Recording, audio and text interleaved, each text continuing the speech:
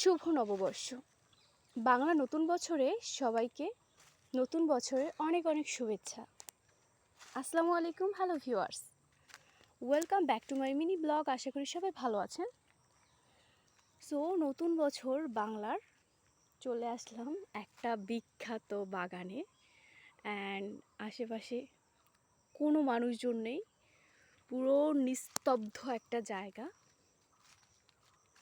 আমার কাছে বেশ ভালোই লাগতেছে, যদিও একটু জঙ্গল আছে, তাই সাপ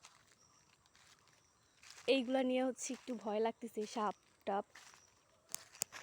তবে একদিক থেকে ভাল লাগতেছে যে যদি আমি সাপের কোনো ক্ষতি না করি তাহলে ওরা আমাকে কিছু করবে না।